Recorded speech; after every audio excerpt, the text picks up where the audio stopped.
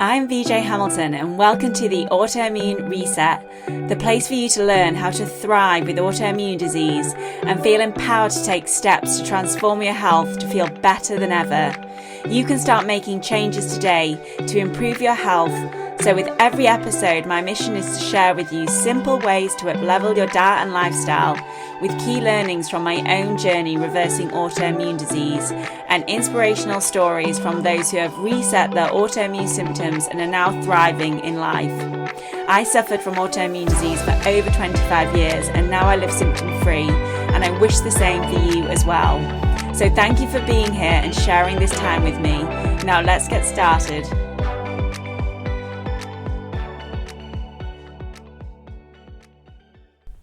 Hello and welcome back to the Autoimmune Reset podcast.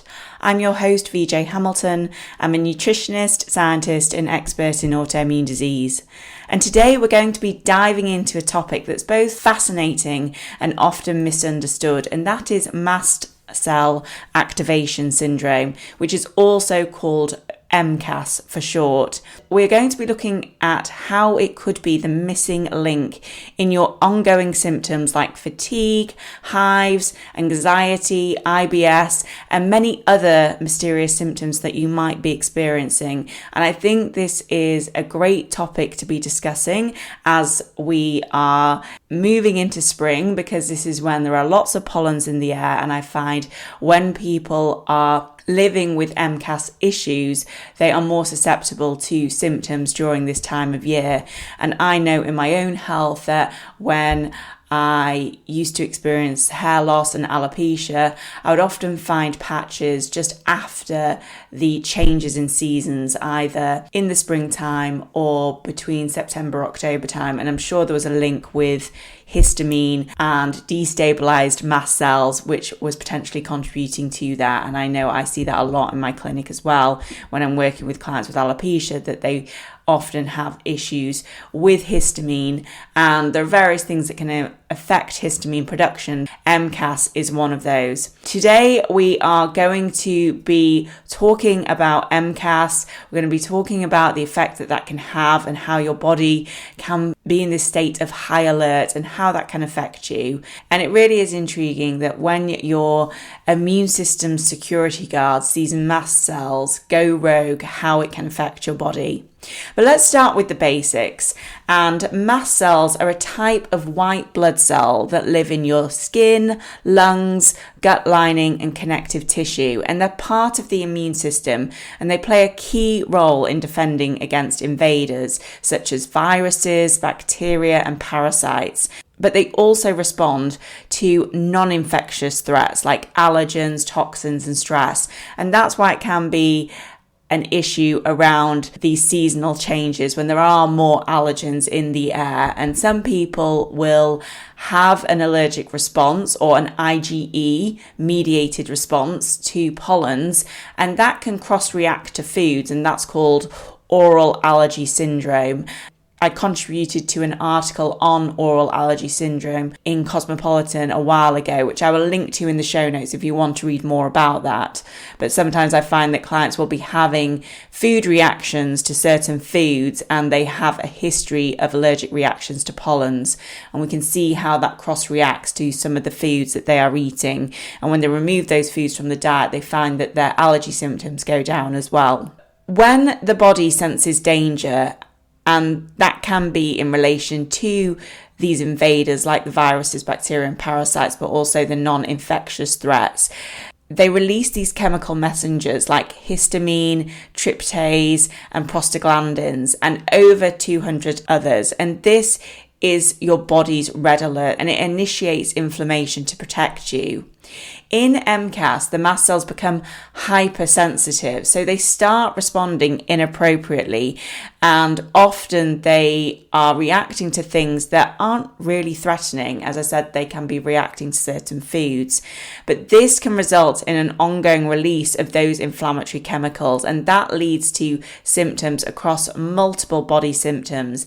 And again, that can be why it's difficult to determine whether MCAS is an issue for you, because there are so many symptoms related to MCAS, which I'll be touching on in a moment. And here's the tricky part as well. MCAS often mimics or overlaps with other autoimmune and chronic conditions, which is why it's so often missed or misdiagnosed. When I'm working with clients who have this issue, they are coming to me because they are experiencing certain symptoms. It's not because their doctor has diagnosed them with MCAS.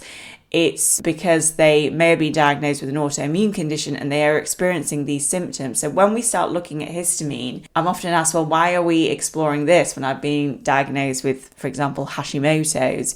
But some of your symptoms might not just relate to the Hashimoto's. It can relate to MCAS or histamine issues as well. It's so common in the clients that I'm working with. And histamine intolerance isn't just about MCAS, but it is a factor in histamine intolerance when you're getting lots of symptoms related to histamine. And because it's so interlinked with the other immune cells, when you have an autoimmune condition, it's more likely that you are going to get these types of symptoms too. So these symptoms that you experience with MCAS are not unique to MCAS. They can look a lot like what you might also be dealing with your autoimmune condition. So let's take a few examples. So with Hashimoto's, you might be experiencing fatigue, brain fog, cold sensitivity, and gut issues. But these can also be triggered by mast cell activity as well. And then you have lupus or rheumatoid arthritis, and you might be experiencing joint pain, inflammation, and flares. And that can overlap with mast cell driven inflammation as well, making it hard to tease apart what's actually causing it. In addition, there is celiac disease, where you would experience lots of digestive symptoms, nutrient malabsorption, and food sensitivities. But that may also be linked to excessive histamine release in the gut from mast cells. And a lot of digestive symptoms I find are related to histamine issues rather than a food sensitivity. And that's why it can be quite frustrating, because you will notice that you are reacting to lots of different foods, not just one food. And it's hard to pinpoint exactly why you're experiencing those symptoms. It's something that comes up time and time again with my clients. They're just so frustrated and confused because they'll eat bread one day and they'll be absolutely fine, and then they eat it the next day and then not. And that can be the same with lots of other foods as well. When you think about histamine, it is like filling a glass of water. So, for example, you might be reacting to the pollens in the air, and that's going to cause your glass to be half full. Then you add in a couple of food sensitivities. You might have eaten some tomatoes that day. That's then going to add to the glass. And then you get stressed, and that also creates more histamine production. And then the glass spills over with water, and you end up with symptoms. And that's why on some days, if the pollen is less, you might have more of your glass to fill, and you might have more tolerance to histamine, so you don't experience the symptoms. And that's why it can be particularly frustrating and hard to diagnose if this is an issue for you. And then with chronic fatigue syndrome, symptoms like unrelenting exhaustion, brain fog, and post-exertion crashes are often shared with MCAS, and some researchers even suggest that mast cell activation might be one of the root causes of ME and CFS in some people.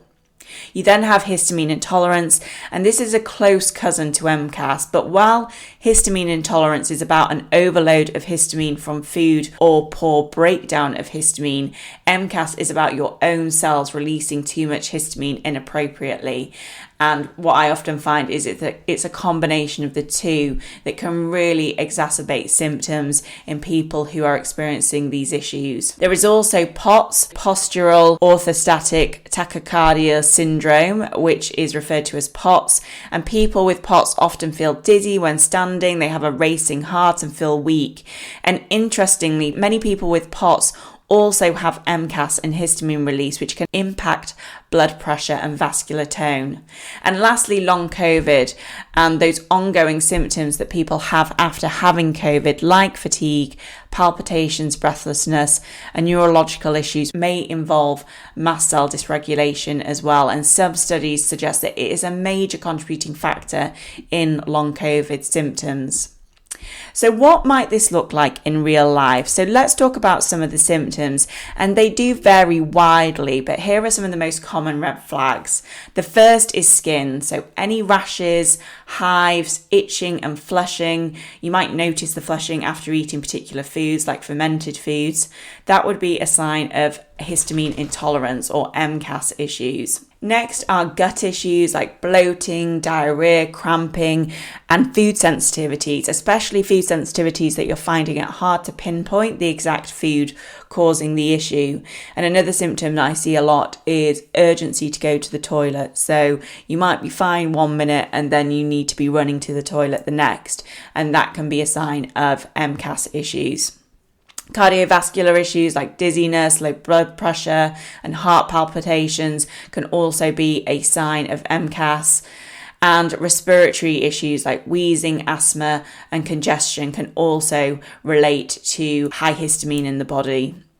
You also have neurological symptoms like brain fog, headaches, anxiety, and insomnia, and that can also be related to histamine. And then these more systemic symptoms like fatigue, chronic pain, and temperature sensitivity can also be a sign of MCAS. As I'm running through this list, you'll see that a lot of these symptoms can relate to an autoimmune condition as well, and there certainly is this crossover between the two. MCAS often flies under the radar because it looks a little bit of everything and changes day to day. So you might think you're reacting to a new food or supplement, but it could be your mast cells, not the food itself.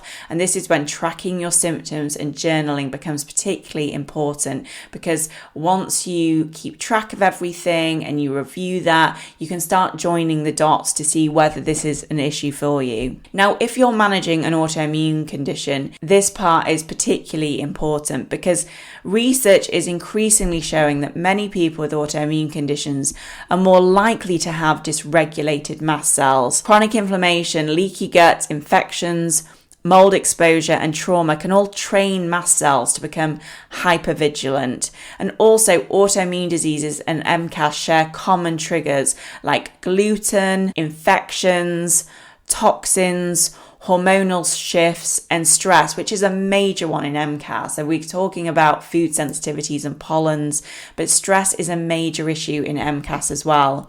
And here's where things get tricky. You might be doing all the right things, like following a specific diet for your condition. You might have removed gluten. You might be managing your thyroid with key nutrients, but still experiencing unexpected symptoms. And that's when MCAS can be the missing piece. So why does MCAS happen in the first place? Well, it's easy to assume it's just bad luck, but there's usually a deeper story. And mast cell overactivation is rarely random. It's often the result of chronic overwhelm in the body paired with a reduced ability to clear the chemicals mast cells release, especially histamine. Some clients will come to me and they have read up on MCAS and they just think, this is who I am and I'm going to have to live with it. But that's not the truth. There are some genetic elements to this in terms of how well your body is able to clear histamine, but there's normally more going on in the body. So let's unpack that. Mast cells are designed to protect you, but when they're constantly exposed to threats or things that feel like threats, they become hypersensitive, reacting to the smallest triggers.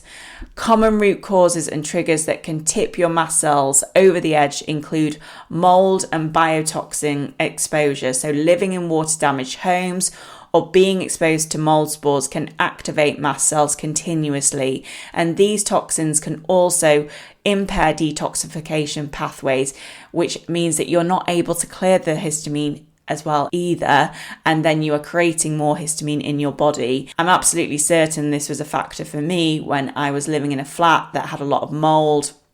It was a lovely, beautiful flat, extremely old, and we had an ensuite bathroom. The bed was up against the wall next to the ensuite bathroom, and the bathroom was leaking. And I started experiencing these debilitating migraines. They were horrendous. And I also had a rash, like a red rash around my mouth as well, whilst I was experiencing this. And I ended up moving the bed from that wall to a different area of the room. I was just changing the room around, to be honest. I didn't really give much thought about it. And the headaches did get a lot better at that point. And then when we moved out of the flat, I rarely experienced any migraines or headaches after that. But even now, I have given up coffee and chocolate, and coffee can have a high mold exposure. You have to be very mindful about the coffee that you're buying, and I often buy organic foods and coffee, but unfortunately with organic foods there can be the mold exposure. So it's not always easy to reduce mold exposure completely. And I noticed when I was clearing out the coffee machine that there was a little bit of mold. And I just thought, actually, I'm probably still being exposed to mold in some way. So I've just given up coffee and chocolate. I have given it up since December. And when I say giving it up, I have not reduced it completely. I don't feel that I need to restrict that, because it's not a food sensitivity. I just feel that it could potentially heighten my cell's sensitivity to histamine production if I have coffee, which is why I have decided to switch from coffee to matcha. And I absolutely love matcha anyway now. I've become quite obsessed with matcha, and I feel like it's making such a big difference in how I'm feeling. I don't get any slight headache in the morning, which I was experiencing a little bit, especially after eating higher histamine foods. But now with taking the coffee out, it's like I said, with filling that glass of water, I feel like I just have a lot more tolerance to things. And you might not have that reaction to coffee. And as I said, I probably had 3 coffees since December when I fancied one. But for the most part, I'm having matcha, or I'm having a matcha latte when I'm out, and I just love it. I'm just enjoying that. So it doesn't feel like a restriction to me. As I said, that's not for everybody. You might have found a really good pure coffee which you are certain isn't affecting you, or you enjoy coffee, that's absolutely fine, and you don't have an issue with your adrenals, then it's right for you to include coffee. And that's why when I'm giving advice on this podcast or sharing what I'm doing, it might not be right for you. And I'm certainly not anti-coffee, because it can have some benefits. It can help with clearing bile from your gallbladder. It can help actually to set your circadian rhythm in some instances, and it is a powerful antioxidant. So you've got to weigh out the pros and cons. But for me, I felt a massive shift, and I expect it is because my body seems very sensitive to mold and very sensitive to yeast in general, and I just have to be constantly working on that and keeping it low to feel at my best. Another root cause is chronic infections like viruses, like Epstein-Barr, Lyme disease, and parasites, and these can keep your immune system on high alert for months or even years, and that can trigger ongoing mast cell activation. So you might have had one of these chronic viruses years ago, but they can live in your immune cells, they can live in different cells in the body, and they can become reactivated as well. And that is just putting stress on your immune system, but also making it hypervigilant and causing an issue with autoimmune disease, but also with MCAS. And you can do testing to find out whether you have had previous exposure to these viruses, whether you've got reactivation of these viruses. And it is a test I offer in my clinic, the Autoimmune Nutrition Clinic. You will find a link to find more about what I do at that clinic in the show notes if you would like to find out more, or you can message me. Another factor is leaky gut and food sensitivities. And when the gut lining is compromised, undigested food particles and toxins can leak into the bloodstream, causing confusion of the immune system and overstimulating mast cells in the gut lining and beyond. There's also environmental toxins like pesticides, air pollution, plastics and chemicals in your skincare or cleaning products that all increase your toxic load. And this puts stress on your liver and nervous system, both of which are crucial for mast cell regulation.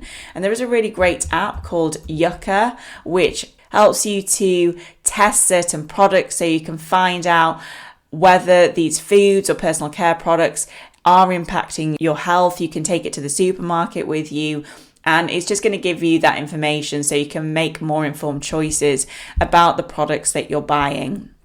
Next are hormonal imbalances, and this is something I see as women enter perimenopause, that they may have very high amounts of estrogen against progesterone, and estrogen can stimulate histamine release. And another symptom that my female clients might experience is that they notice more histamine issues around their cycle or around ovulation, and this can be a reason for that. When histamine builds up faster in your body, it means that it's harder to break down. So this is when it's key to focus on those nutrients which help clear histamine around your cycle so you don't get as many symptoms. And then nutrient deficiencies can affect histamine, and nutrients like vitamin B6, magnesium, vitamin C and copper can help your body regulate mast cells and break down histamine. And a key player here is the DAO enzyme, which breaks down histamine in the gut. So if you're low in DAO or genetically underproduce it, then histamine is more likely to build up quickly. Here's where it becomes a double whammy, as I was mentioning earlier. Some people not only have an overactive mast cell with MCAS, but also a reduced ability to clear histamine due to genetics or nutrient depletion. And this means your body is not just releasing too much histamine, it's also struggling to get rid of it. So think of this like your mast cells are the factory workers producing histamine around the clock, and that your DAO enzymes are like the cleanup crew. And if your cleanup crew is understaffed due to genetics, inflammation, gut damage, or nutrient issues, the factory becomes overloaded and your symptoms explode. And this is why some people with MCAS can develop histamine intolerance, where you are reacting to foods high in histamine and those that trigger histamine release, like wine, fermented foods, avocados, or even leftovers. And finally, there isn't just a physical issue with MCAS. MCAS has a strong nervous system component. Your mast cells respond to signals from your brain and nervous system, especially when you're stuck in that fight or flight mode. And if your vagus nerve is underactive, or your system is constantly sensing danger, whether that's from a trauma, chronic stress, or unresolved infections, your mast cells become hyperactive. So part of calming mast cells isn't just about food or supplements, it's about regulating your nervous system so your body feels safe again. And things like breath work, cold exposure, humming, somatic therapy, and trauma-informed practices can actually help retrain your mast cells to stop reacting to every little thing.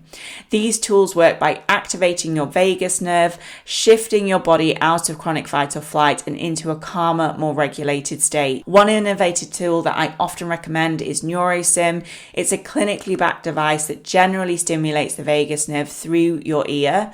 It's a non-invasive way to support nervous system tone and has shown promising results in conditions linked to immune and nervous system dysregulation, including MCAS and long COVID. And it's something that I use regularly myself. I will use it in the daytime when I'm working. If I am feeling particularly stressed after a working day, then I'll just use it for 15 minutes to get into that deep, restorative, relaxing state. It's helped me hugely, which is why I recommend it. Let's get to the good stuff. What can you do if this is ringing bells for you? Well, first is create a low histamine foundation.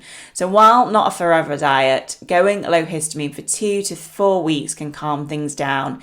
And removing fermented foods, aged cheese, cured meats, leftovers, alcohol, tomatoes, spinach, avocado, and chocolate can help in the short term. And as I said, removing coffee and chocolate for me has been extremely helpful. As part of that, focusing on freshly cooked meats, root vegetables, herbs like parsley and thyme, and including lower histamine fruits like apples and blueberries can be helpful in the short term.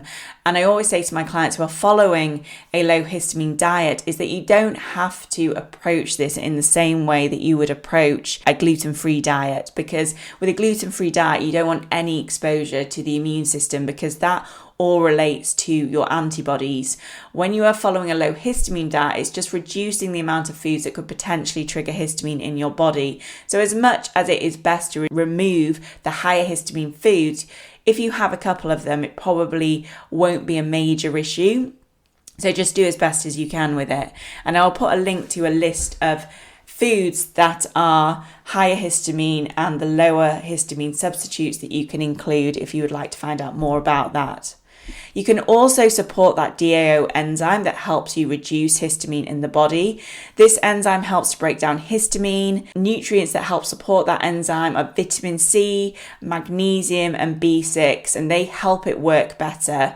And there are also supplements that you can buy that are just DAO, and that can give you the direct source of that DAO enzyme. You can also work on nervous system regulation, and this one is huge when it comes to managing MCAS, and it's often overlooked in conventional care. Your mast cells don't just respond to physical triggers like food or mould, they also respond directly to signals from your nervous system, especially when your body is in a chronic state of stress. So when you're constantly in fight or flight, whether due to trauma, overwhelm, or ongoing illness, your body is flooded with stress chemicals like cortisol, and this tells your mast cells to stay on high alert, which can increase histamine release and worsen symptoms.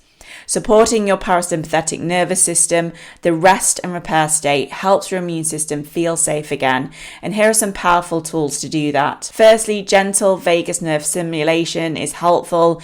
This can be done daily through simple practices like humming, gargling, or splashing your face with cold water. These activate the vagus nerve, which signals your body that it's safe and reducing mast cell sensitivity over time.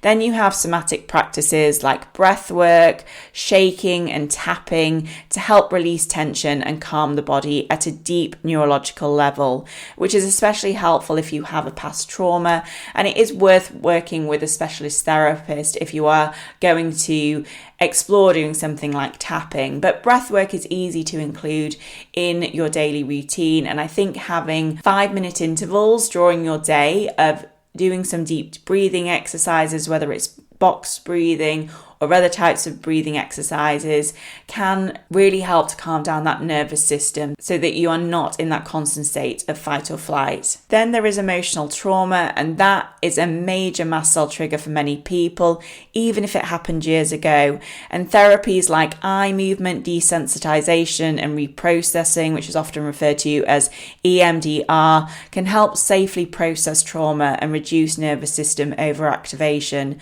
I haven't done this before, but I know people that have and have seen great results from it. I'm always open to experiencing other therapies when it comes to helping my nervous system to become stronger. I've done a lot in the past. I've done craniosacral therapy, I've done talking therapies, I've done energy alignment therapy, and I'm always open to trying more, because the more I try, the more I can recommend these to you and my clients, because as much as diet and lifestyle practices can make a huge difference, some of these types of therapies can really cause you to make significant improvements in your health. And then when you are focusing on your nutrition and improving your lifestyle, you really start reaping the benefits of that. And restorative movement is also helpful. So practices like yin yoga, restorative yoga, or even gentle walks in nature can help downregulate stress and support immune balance without overexerting yourself or triggering a flare. All these tools help create what we call a safe signal to your body. And when your nervous system feels safe, your mast cells are far less likely to overact. There are also supplements that help to stabilize mast cells. And while it's best to personalize your approach with guidance from a practitioner, certain supplements are well researched for calming mast cells and supporting histamine breakdown. These can be especially helpful during a flare or the change in seasons, or while you're working on lowering your overall reactivity. Here are some of the most common ones that I use. The first is quercetin, which is a natural bioflavonoid found in foods like onions and apples, and it acts as a mast cell stabilizer, helping reduce histamine release and allergic type reactions. Next is vitamin C, which is not only a powerful antioxidant, but also a natural antihistamine. It supports your adrenal glands and boosts the DAO enzyme activity, which helps to break down excessive histamine. Then we have luteolin, which is another plant-based flavonoid that has strong anti-inflammatory and mast cell modulating effects, and it's often combined with quercetin for its synergistic effect. You can also take the DAO enzyme if you're struggling with histamine intolerance, especially when you notice histamine issues after eating, and you can take that before a meal to help to support your body's ability to break down histamine in the gut. And as I said, this is especially helpful if your DAO levels are low due to genetics or gut inflammation. Then you have omega-3 fatty acids, which are found in fish oil or algae-based supplements, and omega-3s help to reduce systemic inflammation and support membrane stability in immune cells, including mast cells. And then there is magnesium glycinate, and magnesium plays a crucial role in calming the nervous system and reducing histamines. And glycinate is a gentle, highly absorbable form of magnesium, which is why it's the one I recommend the most. So these supplements aren't a cure-all, but they can significantly reduce symptom intensity when used alongside dietary and nervous system support. And if you're looking for practitioner quality supplements, I highly recommend checking out Body Bio. They offer high purity formulations that many people with MCAS tolerate well. I have partnered with Body Bio and they have offered my audience a 15% discount, which you will find in the show notes if you are interested in their supplements. They have magnesium, phosphatidylcholine, which is really important for the cell membranes, and fatty acid support as well. And one of the most important things when it comes to MCAS is to understand the underlying root cause and remove those hidden triggers. So things like mould, old infections, and even skincare and cleaning products can affect your mast cell production. Fragrance is a huge mast cell irritant for many people, so any of those products that include fragrance could be an issue for you. And then also build in buffer days. Don't underestimate the power of rest and doing nothing. It really isn't being lazy, it's what your body needs. And if you aren't spending some days where you are just resting with no plans, it's worth prioritizing this for your health to improve your symptoms. You might just want to start with one morning a week where you don't have any plans and you can just rest and not be thinking about what you need to do or where you need to be. Just do nothing, or go for a nice long walk, or read a book. That's going to help calm your nervous system. If you can do that once a week, that would be even better. But I realize, we all have a lot to do in life and sometimes that's just not going to work. But if you can just have that one morning a week, it will make a big difference. That said, if your symptoms are severe, escalating, or significantly affecting your quality of life, it is worth seeking help from a practitioner like me who is experienced in MCAS, because this condition impacts multiple systems and presents in so many different ways that getting support from someone who understands the full picture can save you a lot of trial and error. You can test for MCAS. It is evolving. There is no single definitive test at the moment, but there are a few tests that you can do to help build a clearer picture. One of them is serum tryptase. This is one of the more common mast cell markers, especially used to rule out mastocytosis, which is a rare but related condition. It's often normal in people with MCAS, so the result doesn't rule it out. You can also test plasma histamine or prostaglandins or chromogranin A. These are substances released by mast cells during activation, and testing them can sometimes help identify patterns of mast cell involvement, especially if they're elevated at times of a flare. And then there is the therapeutic trial, which simply means trying mast cell stabilizers or antihistamine support like quercetin or DAO to see if your symptoms improve. And if you notice a clear benefit, that can be a practical confirmation even without perfect lab results. And then if you are working with a practitioner, they can bring all this information together to give you a clear insight into what might be at the root cause of your MCAS and what you need to do to resolve it. So let's recap the key takeaways.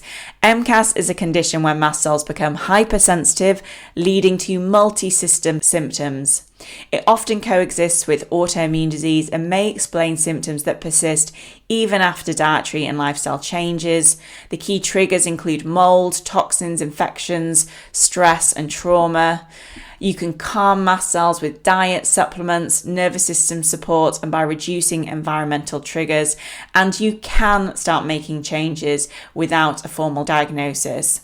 And most importantly, you're not imagining your symptoms. You're not being too sensitive. Your body is trying to protect you and it needs recalibrating. So thanks for listening to today's episode of the Autoimmune Reset podcast.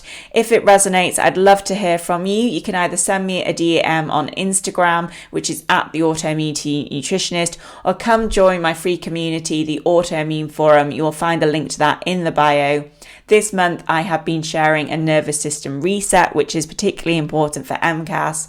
So you can go through that day by day by incorporating simple practices into your routine which are going to help calm down your nervous system.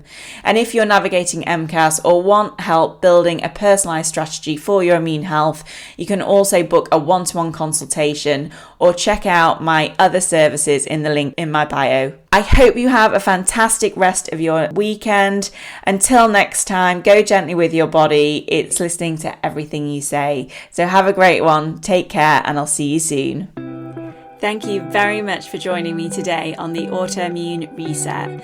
I really hope you enjoyed the discussion, and be sure to subscribe to the podcast so that you never miss an episode.